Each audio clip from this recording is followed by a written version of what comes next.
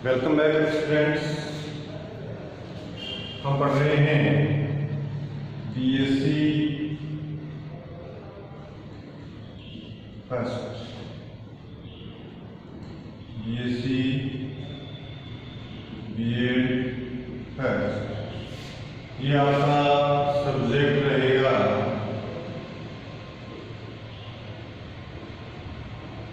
Zoology. और आपकी book जो चल रही है, ये बुक है आपकी सेल बायोलॉजी, ठीक है। और ये पार्ट नंबर रहेगा आपका 34, पार्ट नंबर 30, ठीक है। और ये यूनिट चल रही है आपकी, यूनिट नंबर है 3rd, तीसरी यूनिट। देखिए स्टूडेंट्स, हम पढ़ रहे हैं बायोकेमिकल्स के बारे में। बायोकेमिकल्स यानी कि जैव रसायन, यानी कि जीवों में जो जीवित रहने के लिए जिन रसायनों की आवश्यकता होती है वो जैव रसायन। जैव रसायन के रूप में हमने आपका कार्बोहाइड्रेट पढ़ लिया, एंजाइम्स के बारे में पढ़ लिया, प्रोटीन्स के बारे में पढ़ लिया। तो अब एक नेक्स्ट आपका जैव रसायन है जिसके बारे में आज हम स्टडी करेंगे। और ये जैव जो आपका जैव रसायन होगा, ये आपकी होगी लिपिड्स या फैट्स, फैट्स के बारे में। देखिए स्टूडेंट्स, जो लिपिड है या फैट्स हैं, ये भी किसके बने होते हैं? ये भी कार्बन के बने होते हैं। इनमें भी हाइड्रोजन होती है और क्या होती है? इनमें ऑक्सीजन भी होती है, ठीक है। यानी कि ये जो यौगिक होंगे, ये यौगिक भी आपके प्रोटीन और कार्बोहाइड्रेट के समान ही होते हैं, लेकिन इनमें मुख्य अंतर होता है। मुख्य अंतर क्या होता है कि कार्बन, हाइड्रोजन, ऑक्सीजन के अलावा कुछ आपके इसके अंदर अदर एलिमेंट्स भी होते हैं। अदर एलिमेंट्स यानी कि अन्य जो तत्व भी होते हैं इनमें पाए जाते हैं। और अन्य तत्व के अलावा देखिए, इनमें जो हाइड्रोजन और ऑक्सीजन, हाइड्रोजन और जो ऑक्सीजन का रेशो होता है, यानी कि अनुपात होता है, वो ना तो आपके कार्बोहाइड्रेट के समान होता है, कार्बोहाइड्रेट हो तो, या ना जल के समान। यानी कि इनमें हाइड्रोजन और ऑक्सीजन का अनुपात जल या कार्बोहाइड्रेट के समान नहीं होता है।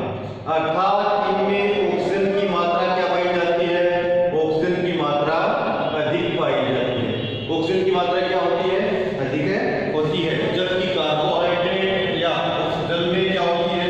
हाइड्रोजन और ऑक्सीजन का अनुपात 2:1 में होता है। ये इसमें मुख्य अंतर है। अब देखिए स्टूडेंट्स कि जो लिपिड है, लिपिड आखिर बने किस प्रकार के होते हैं? हमें पता है कि लिपिड का यदि हम सामान्य सूत्र देखते हैं तो सामान्य सूत्र आपको इस प्रकार से दिखेगा। इसका सामान्य सूत्र तो होता है CH2 CH CH2। यहाँ पर कोई भी R समूह है, यानी कि एक रेजिडेंस है, ये श्रृंखला है, ये लंबी भी चल सकती है। तो इसका सामान्य सूत्र क्या है? इस प्रकार का सामान्य सूत्र होता है, ठीक है। अब यदि हम वसों की संरचना देखते हैं, यदि कि जनरल स्ट्रक्चर्स देखते हैं, तो हम देखते हैं कि वसा जो होती है वो किस प्रकार से बनी होती है। वसा के अंदर एक अणु के रूप में तो क्या होता है? एक अणु के रूप में तो होता है, यानी कि एक जो मॉलिक्यूल्स होता है, अणु होता है, वो किसका होता है? वो होता है ग्लिसरॉल का होता है। इसके अलावा हम देखते हैं कि इसमें एक अणु के अलावा 3 अणु और पाए जाते हैं। और जो 3 अणु और होते हैं वो क्या होते हैं? 3 मॉलिक्यूल्स। 3 मॉलिक्यूल्स किसके होते हैं? इसमें फैटी एसिड्स के होते हैं। किसके होते हैं? फैटी एसिड्स के। यानी कि इसमें जो वसीय अम्ल है, वसीय अम्ल कितने अणु हैं? 3 अणु हैं। 3 अणु वसीय अम्ल होने के कारण, एक अणु ग्लिसरॉल होने के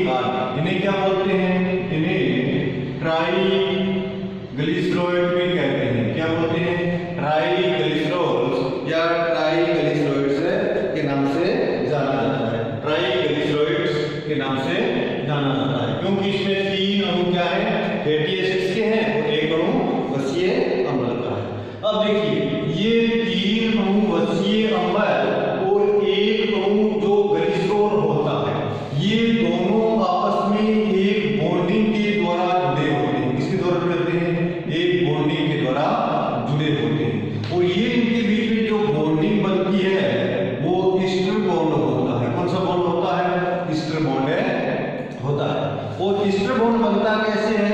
ईस्टर बॉन्ड जब ये पास में आएंगे तो इनके संघनन के समय तो क्या होगा कि एक जल का अणु इनमें से निकल जाता है और एक जल का अणु जहां से निकलेगा वहां पर क्या बन जाएगा? ईस्टर बॉन्ड का निर्माण हो जाएगा और इस प्रकार से एक वसा बन जाएगी। इसमें 1 ग्लिसरॉल होगा, 3 वसीय अम्ल होंगे, इसलिए इसे ट्राइग्लिसराइड्स कहा जाता है।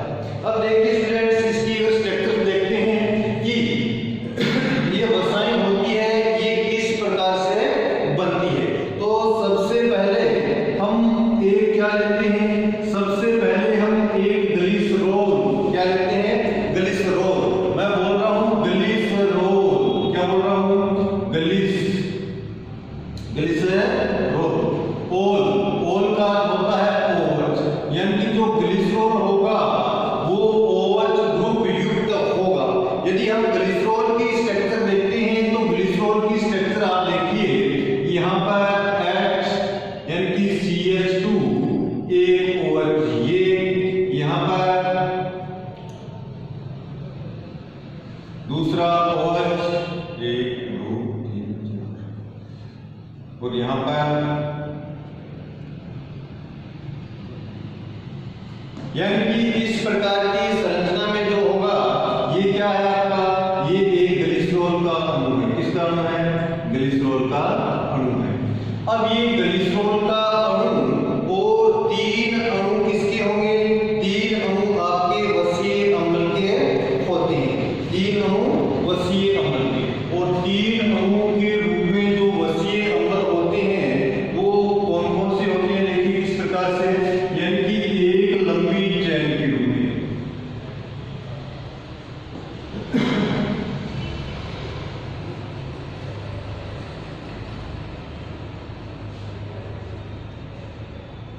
एक अणु ये वसीय अम्ल है, दूसरा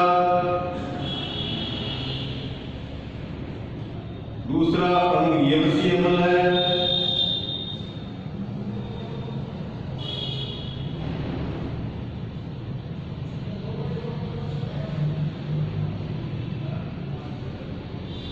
और ये तीसरा अणु वसीय अम्ल का होता है।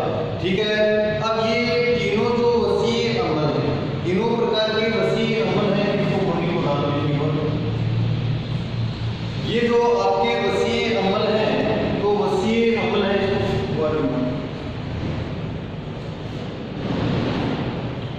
वसीय अम्ल कैसे बनाओ? OH ग्रुप होगा OH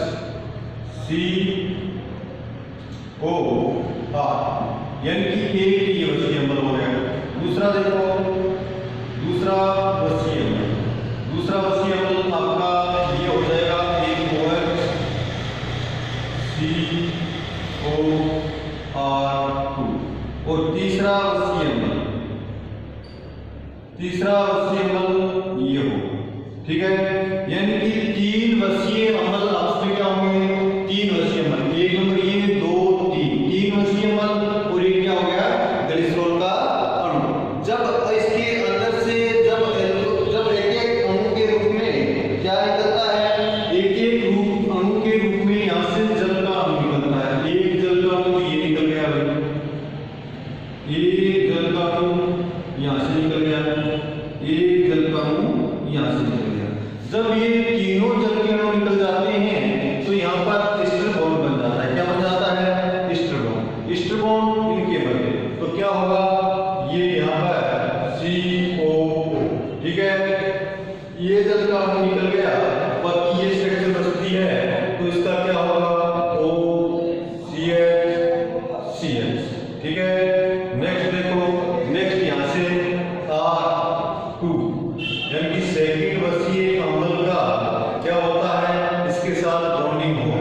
सेकंड वसीय अम्ल की जब इसके साथ बॉन्डिंग होगी तो इस प्रकार से, थर्ड की बॉन्डिंग होगी तो इस प्रकार से, ठीक है। तो इस प्रकार से ये जो अणु बनता है, ये अणु किसका है, ये आपकी फैट बनती है। क्या बनती है? फैट यानी कि लिपिड बन जाती है। और इसमें कितने अणु चल के निकलते हैं? इसमें 3 अणु, कितने अणु? प्लस 3 H2O के रूप में निकलते हैं। और जहां से H2O निकलता है ये आपका क्या है? एस्टर बॉन्ड बनेगा। ये वाला क्या है? Ester bond, ester bond, ester bond. और 3 क्या होते हैं इसमें? 3 एस्टर बॉन्ड होते हैं, ठीक है, 3 एस्टर बॉन्ड। तो इस प्रकार से ये वसीय अम्ल और ग्लिसरॉल से मिलकर क्या बनी होती है? लिपिड बनी होती है। तो ये लिपिड है। अब देखिए प्रकृति में जो लिपिड होती है, लिपिड के अंदर ये जो वसीय अम्ल होते हैं, वसीय अम्ल अलग अलग प्रकार के हो सकते हैं। ये वसीय अम्ल हो सकते हैं, तो ये वसीय अम्ल जो R है, रेजिस्टेंस है, इसके ऊपर कोई चैन जुड़ी होगी और उसी चैन के आधार पर वसीय अम्ल की क्या होता है? वो प्रकार होता है। और कोई भी जो लिपिड होती है, लिपिड के अंदर ये जो वसीय अम्ल होते हैं, वसीय अम्ल अलग अलग प्रकार के हो सकते हैं। वसीय अम्लों का जो प्रकार होगा, यदि प्रकार इनका चेंज होता है तो लिपिड का भी प्रकार है चेंज हो जाता है। तो प्रकृति के अंदर जो अधिकांश ट्राइग्लिसराइड होते हैं वो 2 या 3 भिन्न भिन्न प्रकार की जो वसीय अम्ल होते हैं उनके द्वारा बने होते हैं। और प्रकृति में जो पाए जाने वाले जो लिपिड है या तो संतृप्त हो सकती है वसीय अम्ल के आधार पर या असंतृप्त रूप से हो सकती है। यानी कि संतृप्त वसीय अम्ल भी हो सकते हैं, असंतृप्त वसीय अम्ल भी होंगे। तो संतृप्त वसीय अम्ल है तो लिपिड भी क्या होगी? संतृप्त लिपिड होगी। और असंतृप्त वसीय अम्ल है तो लिपिड भी क्या हो जाती है? आपकी असंतृप्त लिपिड हो जाती है। अब देखिए जो प्रकृति के अंदर पाई जाने वाली जो वसा है, वसीय अम्ल है, संतृप्त और असंतृप्त दोनों प्रकार के होते हैं। और वसा के रूप में जो आपके मिलते हैं वो पामेलेटिक एसिड्स या स्टेरिक एसिड्स या ओलिक एसिड्स, यानी कि वसीय अम्लों के रूप में क्या मिलते हैं? या तो आपको मिलेगा पामेलेटिक एसिड्स के रूप में वसीय अम्ल होंगे, या क्या होंगे? स्टेरिक एसिड्स के रूप में होंगे, या ओलिक एसिड्स के रूप में होंगे। यानी कि जो वसा होंगे, वसीय अम्ल होंगे, या पामेलेटिक एसिड होंगे वसा के अंदर, या स्टेरिक एसिड होंगे, या आपके ओलिक एसिड्स के रूप में होंगे। अब देखिए इनमें अंदर से जो पामेलेटिक एसिड या स्टेरिक एसिड जो अम्ल होते हैं, यानी कि जिन वसाओं के अंदर जो वसीय अम्ल पामेलेटिक एसिड या स्टेरिक एसिड होते हैं, ये क्या कहलाते हैं? ये संतृप्त वसीय अम्ल होते हैं। जो ओलिक एसिड होता है, ओलिक एसिड होता है वो असंतृप्त वसीय अम्ल है, असंतृप्त वसीय अम्ल होता है। यदि कोई भी वसा ओलिक एसिड से वसीय अम्लों द्वारा बनी होगी तो वह असंतृप्त वसा होगी, और इनके द्वारा यदि बनी होती है वो क्या होती है? संतृप्त वसा होती है। यानी कि हम देखते हैं कि आपका घी है, तेल है या चर्बी है, इनके अंदर सामान्यतः आपके पामेलेटिक एसिड्स के रूप में या स्टेरिक एसिड्स के रूप में वसीय अम्ल पाए जाते हैं। यानी कि तेल आ गया आपका, घी, घी, जिगर, या कोई भी आपका जो कॉर्न लीवर है आदि, ये सब जो होते हैं ये संतृप्त वसीय अम्ल होते हैं, यानी पामेलेटिक एसिड, स्टेरिक एसिड होते हैं। तो इनके अंदर ये जो लिपिड होगी ये संतृप्त लिपिड का एग्जाम्पल है। इसके अलावा जो भी प्रकृति के अंदर जो प्लांट्स के द्वारा जो ऑयल प्राप्त होते हैं, प्लांट्स के द्वारा जो लिपिड प्राप्त होती है, उनके अंदर क्या पाया जाता है? ओलिक एसिड्स वसीय अम्ल पाए जाते हैं। वसीय अम्ल किस रूप में होते हैं? ओलिक एसिड्स के रूप में होते हैं।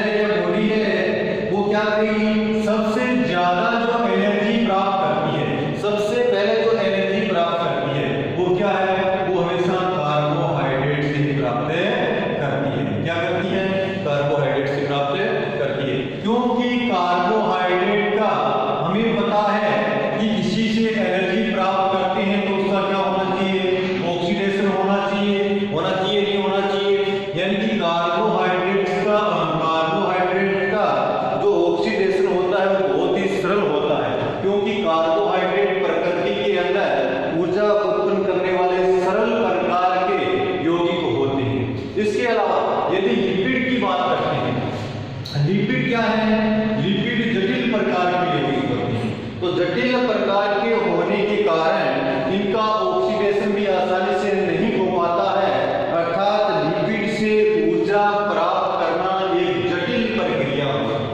अब देखिए स्टूडेंट्स, चाहे लिपिड से ऊर्जा प्राप्त करें या प्रोटीन से ऊर्जा प्राप्त करें या कार्बोहाइड्रेट से ऊर्जा प्राप्त करें, तो ये जटिल प्रक्रिया कैसे है? यदि कार्बोहाइड्रेट से ऊर्जा प्राप्त करनी है तो हमारी कोशिका का जो साइटोप्लाज्म है, साइटोप्लाज्म में ग्लाइकोलाइसिस साइकिल चलेगा, यानी कि ग्लूकोज का क्या होगा? अपघटन होगा। आगे की क्लास में पढ़ेंगे, पायरुविक एसिड बनेंगे, पायरुविक एसिड फिर क्या होंगे? फिर वो क्रेब्स साइकिल में माइटोकॉन्ड्रिया में प्रवेश करेंगे और एनर्जी प्रोड्यूस करेंगे। तो यदि लिपिड से एनर्जी प्राप्त करनी है, तो लिपिड से एनर्जी प्राप्त करनी है तो लिपिड के अणुओं को चेंज करना होता है। सबसे पहले किसमें चेंज करेंगे? कार्बोहाइड्रेट में चेंज करेंगे, और कार्बोहाइड्रेट में चेंज होने के बाद इन्हीं साइकिल्स के द्वारा, इसी प्रक्रिया के द्वारा क्या बनेगी? एनर्जी प्रोड्यूस होती है। तो इसलिए लिपिड से आसानी से ऊर्जा नहीं प्राप्त होती है, अर्थात जो लिपिड होते हैं वो संचित ऊर्जा के भंडार के रूप में होते हैं, यानी कि जब तक कार्बोहाइड्रेट बॉडी को मिलता रहेगा तब तक अपनी बॉडी लिपिड से ऊर्जा प्राप्त नहीं करेगी और संचित इसे, यानी अपनी बॉडी क्या करेगी? इस लिपिड को संचित करती रहेगी, इस रूप में भविष्य की ऊर्जा के रूप में संचित करती रहेगी। लेकिन जो लिपिड होती है, लिपिड से 9.3 किलो कैलोरीज ऊर्जा प्राप्त होती है। कार्बोहाइड्रेट के तुलना में इसमें 3 गुना एनर्जी पाई जाती है। कार्बोहाइड्रेट की तुलना में लिपिड में 3 गुना एनर्जी पाई जाती है। लेकिन ये जो लिपिड से एनर्जी प्राप्त करना एक जटिल प्रक्रिया के होने के कारण हमारी बॉडी लिपिड से आसानी से ऊर्जा ग्रहण नहीं कर पाती है, इसलिए लिपिड क्या होती है? संचित ऊर्जा के भंडार होते हैं। अब देखिए स्टूडेंट्स कि हम यदि लिपिड का क्लासिफिकेशन करें, लिपिड का वर्गीकरण करें कि लिपिड किस किस प्रकार के हो सकते हैं, तो देखिए लिपिड सामान्यतः 3 प्रकार के होते हैं। कितने प्रकार के होते हैं? 3 प्रकार के। और 3 प्रकार की लिपिड कौन कौन सी होती है आप देखिए। एक तो आपकी होगी सरल लिपिड। सबसे पहले कौन सी होती है? सरल लिपिड। सबसे पहले जो लिपिड होगी वो आपकी सरल लिपिड होती है। नेक्स्ट जो होती है वो जटिल लिपिड होती है। सबसे पहले होती है सरल लिपिड, नेक्स्ट कौन सी होगी? जटिल लिपिड, और तीसरी कौन सी होगी? व्युत्पन्न लिपिड। सरल लिपिड, जटिल लिपिड और व्युत्पन्न लिपिड, यानी कि 3 प्रकार की लिपिड होती है। सरल लिपिड को हम क्या बोल सकते हैं? ये तो बोल सकते हैं हम सिंपल लिपिड। कौन सी होती है? सिंपल लिपिड होती है। ये कौन सी होती है? ये आपकी होती है कॉम्प्लेक्स लिपिड। कौन सी होती है? Complex lipid. ये कौन सी होती है? ड्राइव्ड लिपिड, यानी कि व्युत्पन्न लिपिड। तो सिंपल लिपिड, कॉम्प्लेक्स लिपिड और ड्राइव्ड लिपिड, यानी कि व्युत्पन्न लिपिड। तो लिपिड के कितने रूप हैं? 3 रूप हैं, यानी कि लिपिड को हम 3 भागों में वर्गीकृत कर सकते हैं, क्लासिफाइड कर सकते हैं। देखिए स्टूडेंट, सबसे पहले बात करते हैं सरल लिपिड की बात करते हैं, ठीक है। सरल लिपिड क्या है?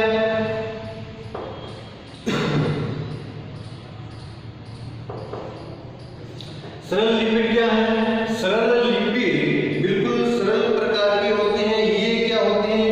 इसके वसीय अम्लों में अल्कोहल के ही यौगिक होते हैं। किसके यौगिक होते हैं? अल्कोहल के यौगिक होते हैं। इनमें साधारणतः ट्राइग्लिसराइड ग्रुप में होते हैं, अन्य तत्व या यौगिक इनमें नहीं होते हैं। अर्थात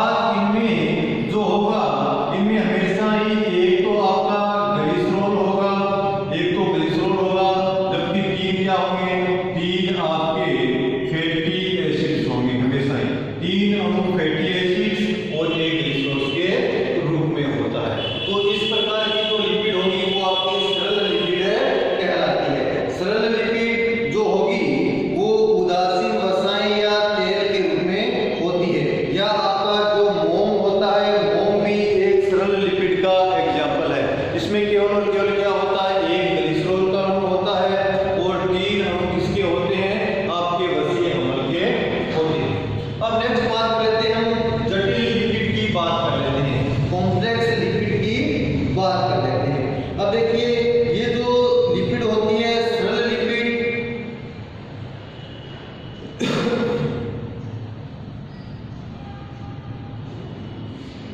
इसमें क्या होता है, इसमें सरल लिपिड तो होती है, सरल लिपिड के अलावा जो आपके लिपिड रहित अणु है, लिपिड रहित अणु और सरल लिपिड के अणु जब आपस में जुड़ जाते हैं तो एक विशिष्ट प्रकार की लिपिड बनती है, उसे क्या बोलते हैं, हमें जटिल लिपिड कहा जाता है। जटिल लिपिड में क्या होगा कि कार्बन, हाइड्रोजन और ऑक्सीजन के अणु तो होते ही होते हैं, इनके अलावा इसमें नाइट्रोजन या आपका फास्फोरस भी प्रेजेंट होता है, यानी कि नाइट्रोजन या फास्फोरस भी प्रेजेंट होता है। तो इस आधार पर जो लिपिड बनती है उसे जटिल लिपिड कहा जाता है। जटिल लिपिड के कुछ उदाहरण हैं, आपका एक तो मैं बात कर लेता हूं कि आपकी जो फॉस्फोलिपिड है, कौन सी लिपिड है, फॉस्फोलिपिड एक जटिल लिपिड का एग्जांपल है। नेक्स्ट हम बात कर लेते हैं, एक आपकी है जो ग्लाइकोलिपिड भी जटिल लिपिड का एग्जांपल है। फॉस्फोलिपिड और ग्लाइकोलिपिड सामान्यतः जो सेल्स के क्या होते हैं, सेल्स के जो मेम्ब्रेन होती है, जितनी भी प्रकार की मेम्ब्रेन होती है, चाहे सेल ऑर्गेनेल के चारों ओर, चाहे सेल के चारों ओर, तो ये लिपिड क्या करती है, ये सामान्यतः किसी की मरम्मत या सेल मेम्ब्रेन बनाने या सेल के अंदर जो कोशिकाएं हैं उनकी झिल्ली बनाने के काम में आती है। ये होती है आपकी फास्फोलिपिड या ग्लाइकोलिपिड्स के रूप में होती है। तो सबसे पहले हम देखते हैं स्टूडेंट्स कि फास्फोलिपिड के अंदर जो हम लिपिड का उदाहरण लेते हैं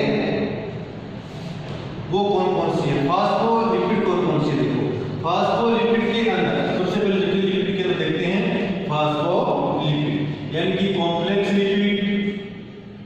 कॉम्प्लेक्स लिपिड के अंदर सबसे पहले क्या देखते हैं, फास्फोलिपिड। फास्फोलिपिड के एग्जांपल है जो आपको फास्फो